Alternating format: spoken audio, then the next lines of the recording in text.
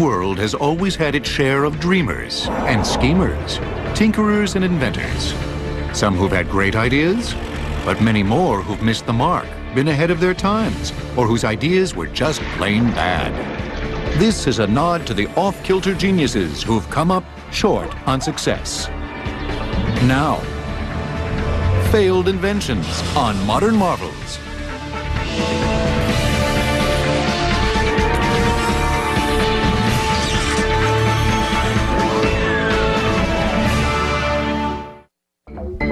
When it comes to failed inventions, bad ideas run the gamut. But in all likelihood, no other single invention has spawned more failed spin-offs than the automobile. Individual tinkerers and major car manufacturers alike have always tried to come up with new and exciting ways to get a car to take us where we want to go. The 1950s were a period of growing prosperity in the United States. You had a lot of confidence in modernity and the future, and this was a really kind of car-crazy time when a lot of people's fantasies were invested in their automobiles, and a lot of manufacturers tried to satisfy that wish fulfillment, and that's, I think, why we saw some of these rather bizarre concepts come along. In the 1960s, the Ford Motor Company was eager to show the public it was on the cutting edge of innovative design, and actually toyed with the notion of building a nuclear-powered engine. The Nucleon, as it was called, would have come complete with its own plutonium pod. But questions of where to refuel and the potential dangers of having a rolling nuclear reactor kept the Nucleon from making it past this 3-foot model stage. A more serious experiment began in 1954, when the Chrysler Corporation embarked on a nearly 30-year odyssey to create a car whose power plant would borrow jet-age technology to improve power and efficiency. A car with the power plant of a jet engine. October 1963 saw the arrival of Chrysler's new turbine-powered car. Engines built by American engineers were sheathed in a European-styled body, co-designed with the Ghia Corporation's top Italian designers. With 80% fewer parts than the standard car engine, Chrysler was also promoting the turbine's simple design and reliability. Here is full power potential for instant acceleration and outstanding climbing ability. The driver is assured the same control he can get in the best conventional passenger car, even on the steepest grades. The car's engine was surprisingly simple in design. Air would be drawn into the Chrysler's compressor, where temperature and air pressure would be dramatically increased. The air would then be forced into a burner, where it would mix with fuel, creating combustion. Heated gases would then expand through a series of turbine wheels to transform thermal energy into mechanical energy to turn the car's wheels. Power and handling for the Chrysler turbine was equal to anything else on the road. However, acceleration was sluggish due to the turbine's lag in engaging the transmission. But the Chrysler turbine did have one fascinating feature. It ran on any combustible liquid. Gasoline, perfume, or even corn oil, all worked equally well. There's an anecdotal story that at the proving grounds, they had poured scotch into the tank to see if they could make it run that way. And when they were done running it, a couple of salty old mechanics in the garage were very unhappy that they wasted scotch in such a manner. The project was ultimately deemed unfeasible, largely because production costs would have been too high for consumers. Research in new metal alloys able to withstand the turbine's high operating temperatures was also lagging. 50 cars were built by Ghia of Italy in Turin. They sent these to the United States for evaluation. They're all fitted with the motor here in the United States. After 7 years, when the program was done, due to tax and customs reasons, all but 9 of the vehicles were destroyed. Chrysler finally abandoned the turbine engine concept in 1981. But surely the most unusual failed car design was the product of a German amphibious aircraft designer, Hans Trippler. The amphibious car came out in the mid-60s when the Bond movies were big, and the notion that you could just head into the water to escape pursuit had a kind of escapist appeal. For 9 years, beginning in 1960, Tripler exported nearly 3,000 of his amphicars to the U.S. Each amphicar came with a standard 4-cylinder engine and its own bilge pump. A false bottom floor protects electrical wiring and gives added protection from leaks. A dash-mounted switch engages the transmission-powered dual propellers.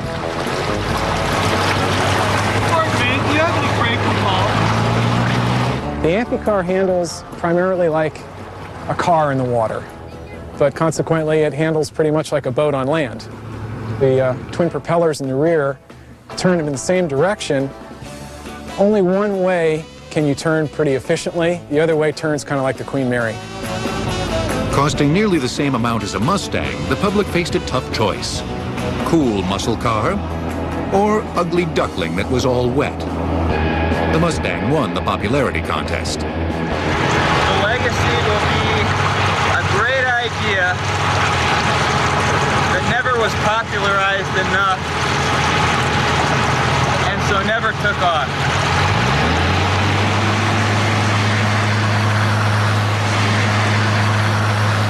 But the biggest flops in the auto industry have come at the hands of giant-sized personalities, chasing their dream of building the perfect car.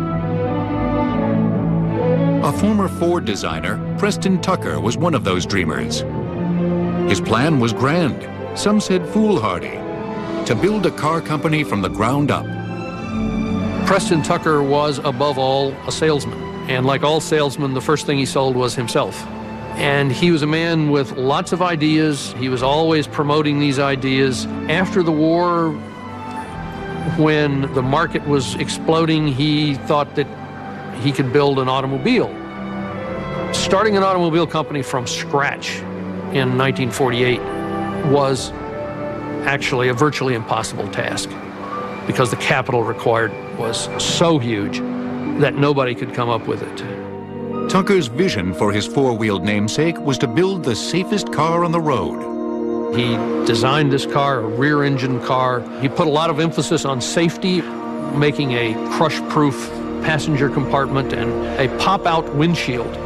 And the idea was that in an accident, when you went forward into the windshield would pop out and you wouldn't cut yourself. The Tucker's most memorable feature was the Triclops, a third headlight that turned with the steering wheel to continuously light the road ahead.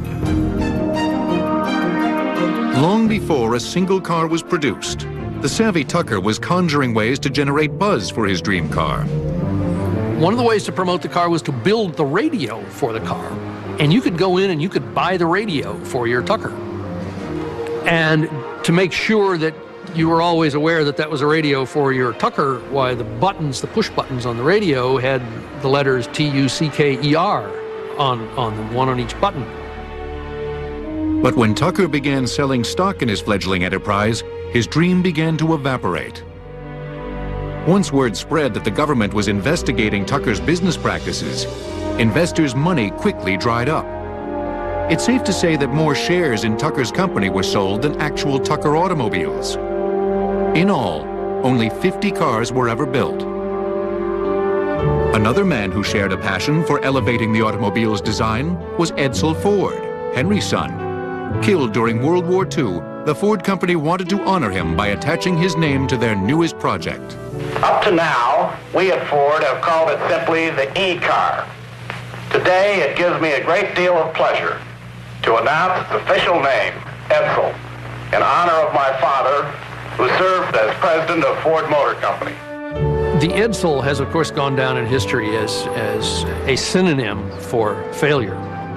And it's unfortunate, first of all, because the Edsel, with its rather odd name, is actually named after Henry Ford's only son. Some people think it was ugly, other people just think it looked funny. The irony is that Edsel Ford, after whom the car is named, was a man of impeccable taste, and he was the inspiration for what is regarded as one of the most beautiful cars of all time, the original Mark I Lincoln Continental. Among the things that the Edsel was immediately ridiculed for was its distinctive, what they called the horse collar grill, but which became more commonly known as the toilet seat grill. Only 3 years after its debut, Ford pulled the Edsel from its lineup.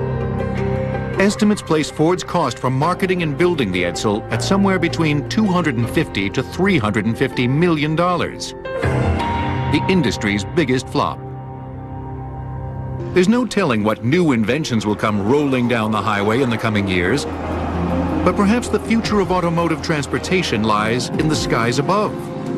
Next, cars that fly and men that soar without wings. Bill Lear, inventor of the Learjet, car radio and 8-track stereo, spent the last 10 years of his life failing to create a practical steam-powered car.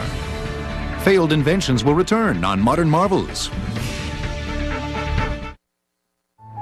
The Wright brothers built the world's first successful airplane, here at their bike shop in December of 1903. And since that fateful day, there has been no shortage of failed attempts to invent a different, if not better, kind of flying machine. Keep your eye on the birdie. Cuckoo, cuckoo. By mid-century, America's love affair with the car was in full bloom, and marrying the airplane and automobile seemed a perfect tonic for quickly and easily moving a world of adventurous souls. I think there's just something in the crackpot inventor that loves the idea of marrying two things that don't really go together. There are a number of flying car attempts over the years. Recently, someone tried to make a flying Pinto, which, with its history of fuel tank explosions, would seem to be doubly alarming. More than 75 patents for flying cars have been issued since 1917, but only one, Molt Taylor's 1949 Aerocar, attained any lasting notoriety. Moulton Taylor was inspired to build an Aerocar because he believed that in the period after World War II, there were lots of pilots and we had very congested highways. Very possibly he could develop a flying car that would alleviate some of that ground congestion in the form of a flying car. With the flying car, you had necessary compromises. The car itself was not particularly roadworthy. It wasn't heavy enough to be safe on the road. When you just put wings on this thing, you have a rather clunky airplane. The notion that just ordinary drivers would be flying around, particularly over major cities, is alarming in itself. Same guys that cut you off on the highway at 65 miles an hour would instead be cutting you off at 10,000 feet. Still, the Aerocar had some unique features. It was the first U.S. rear-engine car with a front-wheel drive. An aft-mounted drive shaft powered the pusher prop, while the rear wheels were allowed to freely spin, a critical feature for smooth landings. An earlier version of a flying car, Robert Fulton's 1946 Airphibian, had a single cumbersome fuselage and wing component that necessitated stowage at local airports. Unfortunately, it's an invention whose time has not yet come, and it never really gets off the ground. Molt Taylor's Aerocar, on the other hand, strove to keep travel flexible with its foldable and towable wings. Flying into a storm? Find a runway, land, tow your wings to clearer skies, and resume your airborne journey. While its lines aren't particularly aerodynamic, the Aerocar required only a standard small craft runway. Still, red tape kept the Aerocar mostly grounded. The market is too small to build a flying car where you have to be a pilot, a driver, you have to have an FAA medical, you have to have all the other licenses to operate radios and things like that. A high price tag and the inconvenience of attaching and reattaching wings also helped kill the dream of flying cars for the masses. Only 5 Aerocars were ever built, leaving us with only the fantasy of flying out of a rush hour jam. Man being powered through the air without benefit of plane or balloon is today a reality. Tomorrow, he may even be a traffic problem. For many, the 1960s rocket belt remains the most intriguing flying invention that failed. There were several incarnations over the years. The first was built by the Bell Jet Labs. The original intent of the hydrogen-powered rocket belt was to provide soldiers with a means for aerial reconnaissance, ease of travel over difficult terrain, and a stable weapons-firing platform. The rocket belt failed on all counts. It was too loud to provide safe spying, held only enough fuel for 21-second trips, and was too complex to fly and fire weapons at the same time. The most famous version was designed and built by famed Hollywood cameraman Nelson Tyler, whose rocket belt flew over the 1984 Olympics. The whole thing is controlled with these arms that come out. You've got a throttle to go up and down, move the stick up and down, you fly forward and aft, sideways, you twist this. The fun thing, it's pretty hard to fly, it's hard to learn and train because you only have 20 seconds at a time to do it. If the rocket belt fails, you just fall like a brick, except you fall with this thing on your back and all this fuel so that when you crash, you burn, you know. The rocket belt is powered by a specially formulated 90% pure hydrogen peroxide mix. Forced under pressure through a series of fine silver meshes, a chemical reaction is produced that creates heat, water, and 300 pounds of steam-powered thrust. The military abandoned the rocket belt in the 1960s, unable to develop lighter fuels for longer flight times. But the sight of this strange contraption has made imaginations soar with the possibility of Superman-like wingless flight. Of all the items in our stock catalog, there is only one which would have the high velocity and low wind resistance of flying saucers. The cover of a GI trash can. For years, people have sworn that flying saucers have appeared around Nevada's infamous Area 51, home of several supposed UFO sightings. There might be some truth to those rumors. Meet the Avro, a two-seater flying disc built in 1958 by the U.S. Air Force and Canadian manufacturers. Trying to capitalize on emerging jet technology, the U.S. military spent nearly $12 million on the futuristic Avro. Intended to hover at altitudes greater than 10,000 feet, the 3 turbine fans generated enough lift for a pilot and his passenger. The 927 pounds of thrust from the Continental turbo power plants was directed downward via internal shafts to create a hovercraft effect. The Avro was also equipped with a special side-mounting venting system to provide additional lateral control to prevent tipping.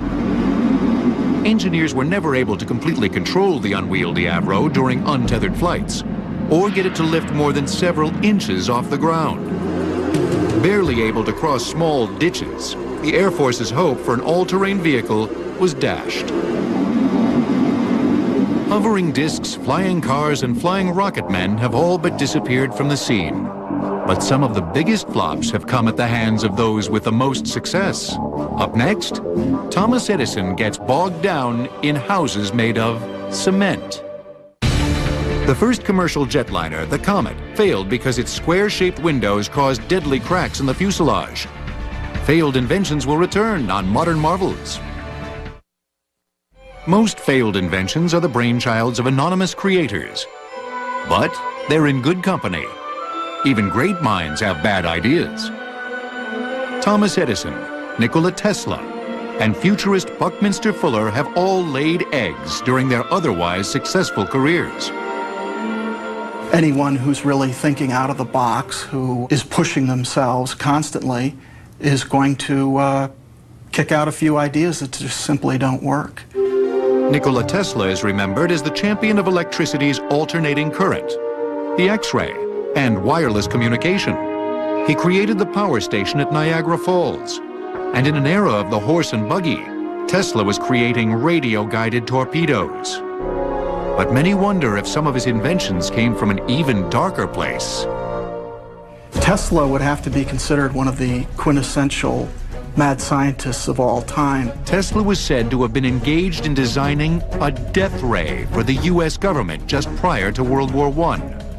Generating more than 50 million volts of electricity, the super-concentrated beam of energy would theoretically have been powerful enough to destroy entire cities. The idea seemed outlandish, but with Tesla, you never knew. He was the kind of guy that you didn't want to dismiss too lightly because he had achieved enough of his theories that he had quite a bit of credibility. Tesla also imagined a day in which airplanes would be powered not by engines, but by powerful electromagnetic beams of energy. Broadcast from towers across the United States, airplanes would be pushed along their journey via small belly-mounted receptors. Tesla went so far as to build a giant 175-foot electrical tower on Long Island. But funding fell through before tests could be conducted. Although he conquered Niagara Falls, Tesla's genius didn't extend to his personal finances. He died nearly penniless, unable to test the countless ideas he scribbled in his notebooks each day. Researchers still scour his writings, hoping to uncover some new kernel of genius. Even the great inventive mind of Thomas Edison hatched some duds. The father of the light bulb, phonograph, and motion picture, Edison was granted an astounding 400 patents in a prolific 8-year period, from 1879 to 1886. But after the age of 40, things began to go sour for the Wizard of Menlo Park. Thomas Edison comes to Menlo Park in 1876 at the age of about 29. At this point, he is really soaring as an inventor, creative, innovative. Everything he touches is incredible. You might say from about the age of 25 to about 40, he has this, what you might call Midas touch. And it's not gold, it's platinum. And yet, there's a demarcation line.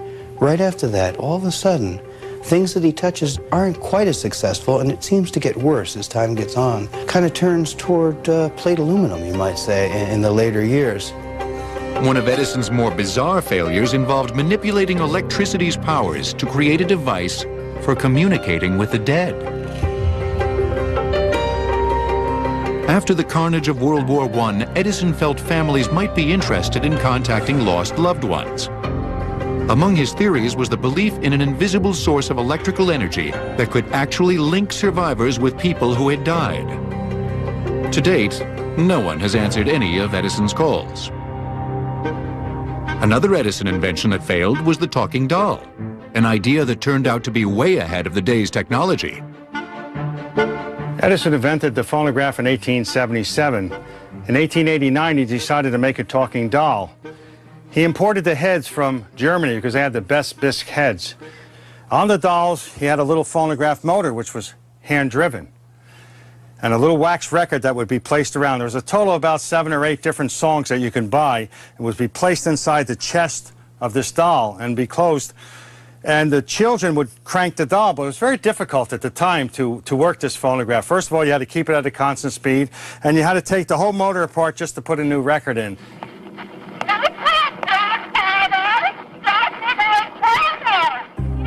But the doll had 2 fatal flaws. The phonograph was too delicate for child's play, and the wax recordings wore out after only a few plays, leaving the metal stylus to grate against the steel cylinder. The result gave the doll a horrible screech that sent its tiny owners running. Edison folded the company in 1891. Another Edison idea that never got off, or in this case on the ground, was his design for a mass-producible house made entirely of concrete. The idea was not unrelated to the fact that Edison owned the Portland Cement Company, a major American supplier of concrete. Cement was very, very profitable to Thomas Edison. Yankee Stadium was made of Edison cement. The Panama Canal was made of Edison cement.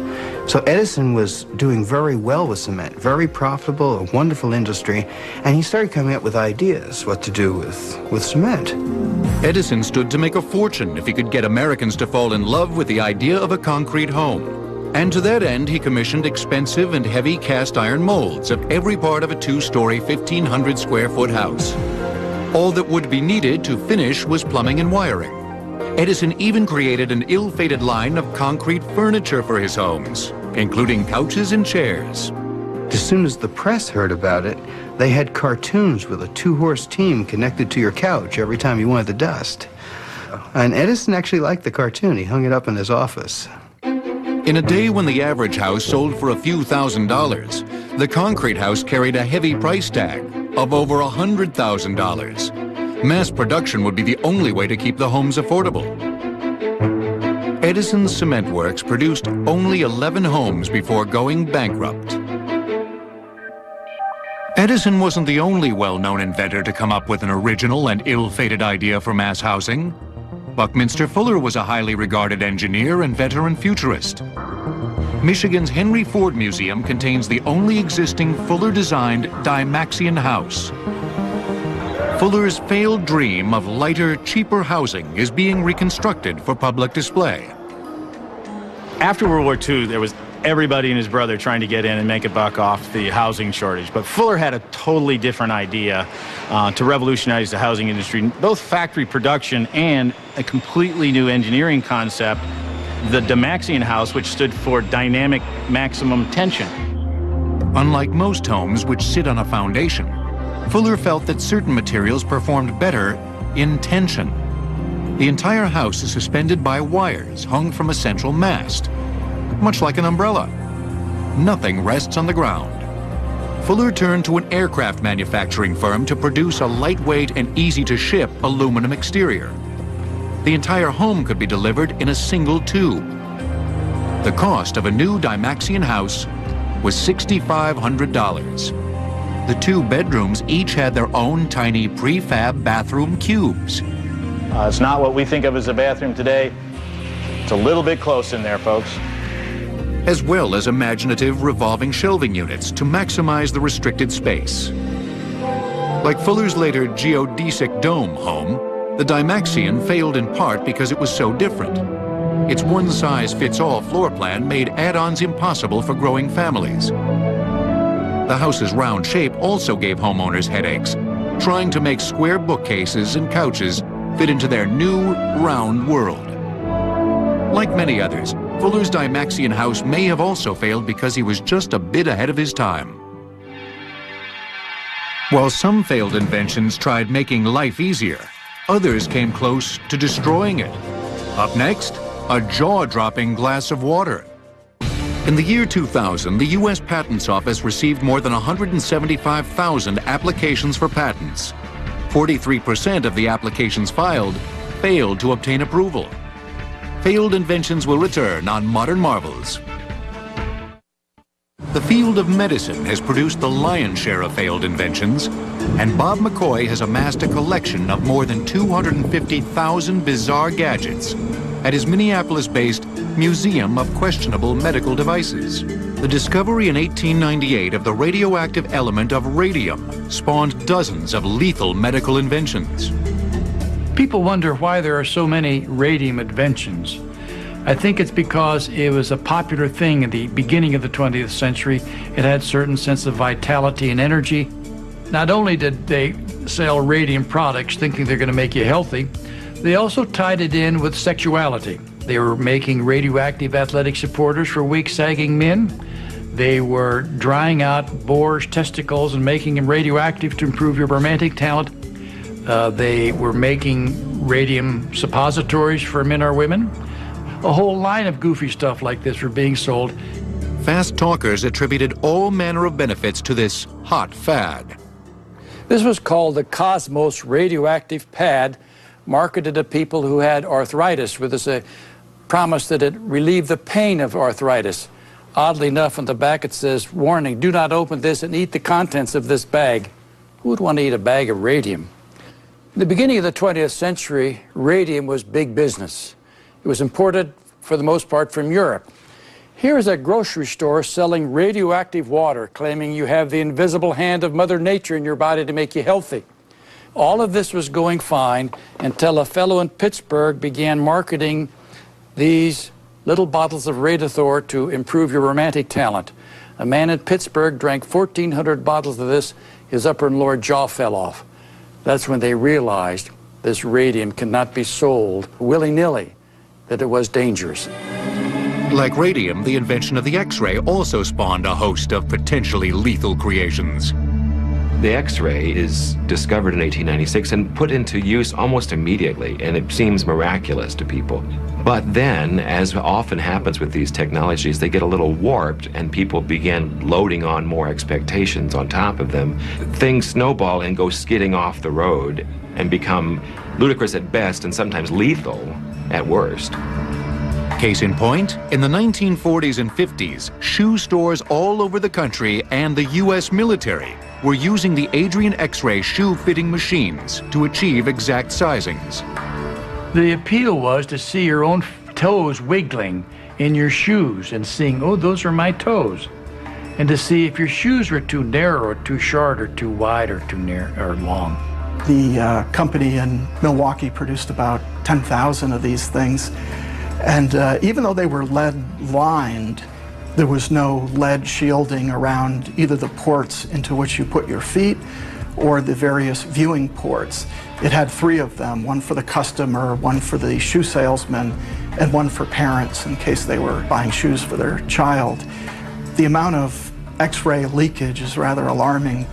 As a comic book enthusiast, I'm rather perplexed why we didn't have superpowered shoe salesmen as a result of all the rampant radiation bombarding these fellows that worked in the stores. Once radiation leakage was confirmed in 1950, the government ordered the machines destroyed. The arrival of electricity in homes generated a slew of new medical appliances, none of them with more dubious value than the prostate gland warmer.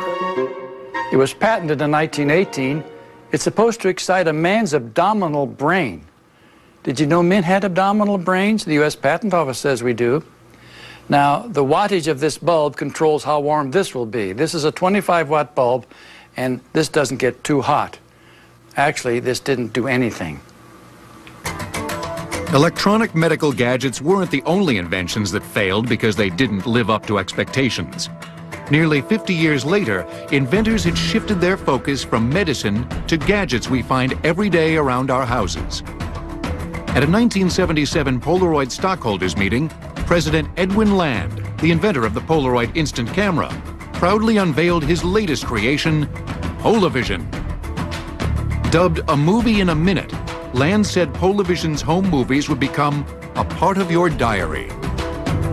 Utilizing a Polaroid-like developing system, Polavision used short 2-minute recording cartridges. Each cartridge cost $10 and needed a special TV set to develop the Polaroid movie film.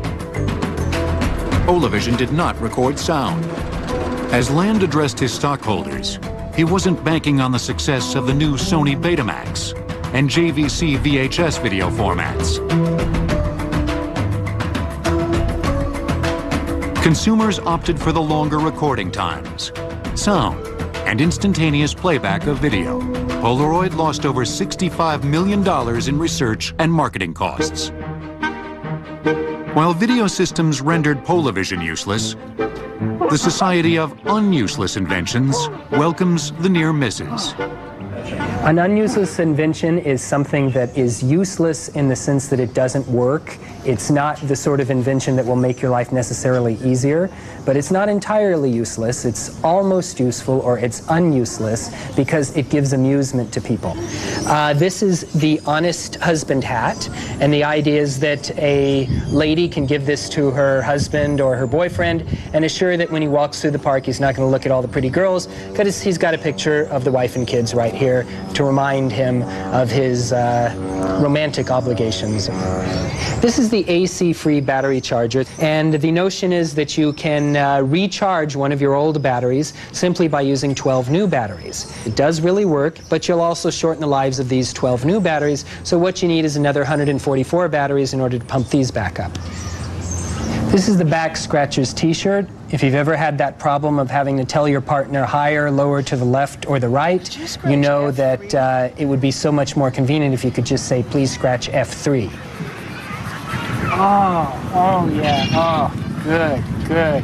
The unuseless inventions are a way of celebrating the fact that failure is just as important as success to the development of future technology. And today, with all the technology we have in the 21st century, we're standing as much on the back of past failure as we are past success. Plenty of failed inventions have affected the useful and necessary items that touch our everyday lives. Next, failed visions of lifestyles of the future. In 2000, the FDA halted production of the stimulator, a supposed cure-all for muscular ailments. Over 800,000 stimulators were sold at a cost of $65 million. Failed inventions will return on Modern Marvels. Most failed inventions have to do with the everyday things in our lives. The food that we eat, the clothes that we wear, the gadgets we have lying around the house. And even, as Buckminster Fuller discovered, our homes themselves. Ann Arbor, Michigan's new Product Works Research Center certainly looks like a supermarket, but it isn't. In fact, this is a place where failed products come to die. To date, more than 80,000 of them have come here as their final resting place. Every year, more than 30,000 new products hit the shelves, and every year, more than 90% of them fail. An expensive proposition, considering supermarket products like these can cost up to $20 to $50 million to launch. Robert McMath created this space in 1981 to help manufacturers launch new products. One of the things the collection represents is learning lessons from the past, and there are very positive lessons to learn from mistakes as well as the successes. We like to say we offer success insurance. Bad packaging, bad names, and just plain bad ideas can all add up to be concept killers. This is an interesting product. This is Barbecue Buddies. This was a nice barbecue sauce you sprayed on, and I always thought this was a great idea. The unfortunate problem is the package is so tall on its own before you even put the sprayer on that it doesn't fit on the average shelf. You can't put it on a supermarket shelf. You have to put it up at the top. It also doesn't fit in the refrigerator. Avert is a great concept, but unfortunately, they referred to it as a virucidal tissue, and that kind of got people scared. They think of homicidal and whatever else, and they weren't quite sure what a virucidal tissue was. This was an interesting product. It is actually a scrambled egg type product on a stick, and you can push it up. So it's a very convenient product for taking with you perhaps in the car. The unfortunate problem is that it fell apart if you pushed it up wrong, and people were complaining in the cars that the eggs were falling in their lap. In the 1980s, a nationwide health craze spawned a number of clean products that hit the supermarket aisles. It also saw one of the biggest supermarket product failures of all time. The notion was a smokeless cigarette that wouldn't involve burning tobacco, but rather a element that would produce the flavor of tobacco in your mouth through a plastic tube. The device was extremely difficult to light. Then sucking on this thing, they said, was enough to promote a hernia. The taste of it was compared to burning lettuce. Even the president of R.J. Reynolds admitted that the Premier tasted like crap. For many outsiders, the arrival of the Premier seemed like a kind of admission from Reynolds executives. The cigarette companies did not want to acknowledge that there were any health dangers of cigarettes themselves. What they hit upon was to describe it as a clean smoking experience. But at the same time, they didn't want to acknowledge that their other brands were dirty or unclean. With no smoke to blow or ashes to flick, the Premier cigarette robbed smokers of much of the smoking ritual. Consumer disinterest quickly extinguished the idea, costing Reynolds more than $300 million in research and marketing costs. Failed inventions haven't just affected the food we eat. They've touched every part of our daily lives, right down to the clothes on our backs. There have been clothes made from lava. Volcanic eruptions may one day become the source of a whole line of earthy fashions. And even a slew of fresh styles straight from the farm. Would you believe this transparent raincoat made in 1955 came from surplus fat from pork chops? But the paper dress ripped the competition. The paper dress is one of those almost uniquely 60s phenomena. It speaks a lot about the kind of carefree, go-go days. The Scott Paper Company manufactured the first dresses to promote a new line of napkins and towels. Stains could simply be erased or trimmed away.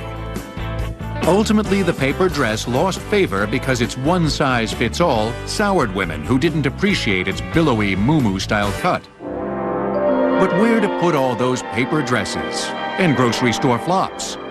Creating a vision of tomorrow and the homes we'll live in has proved to be an uphill battle that most inventors never quite get right. Towering buildings and bright lights of the city of tomorrow, where plazas of urban living rise over freeways and vehicles electronically paced, travel routes safely, swiftly, efficiently.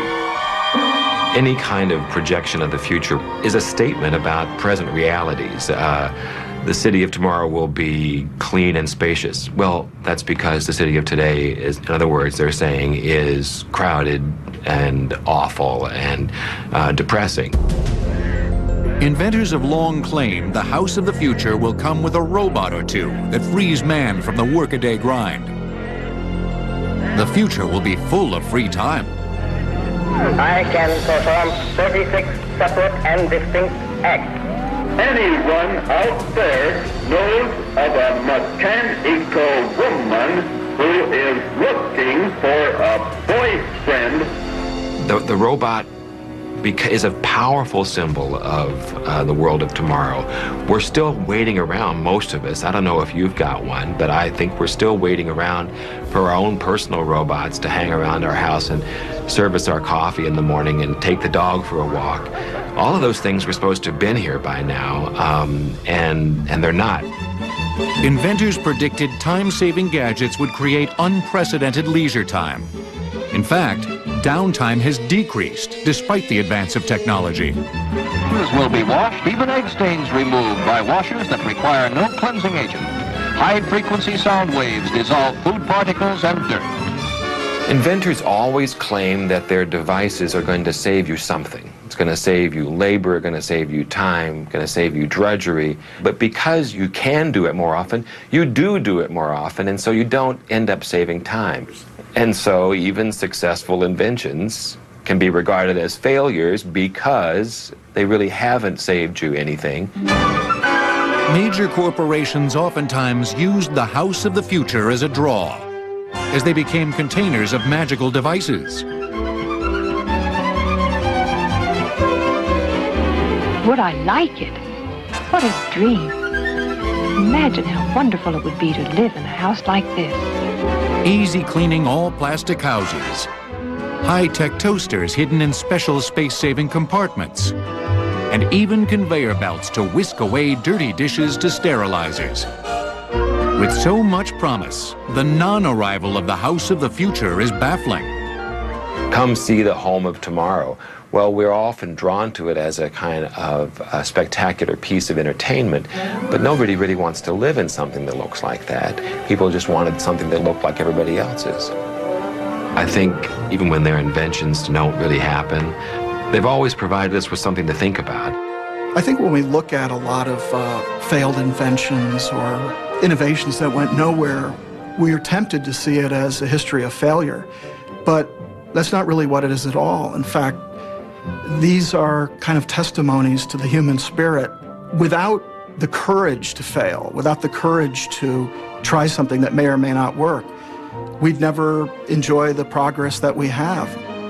We should look at people who are great minds, great thinkers. Look at what they did. They're discovering new things. Yes, there were mistakes. Yes, there were some real bad ideas. But a lot of these bad ideas led to the formulation of good ideas by other great inventors and maybe even the future, who knows?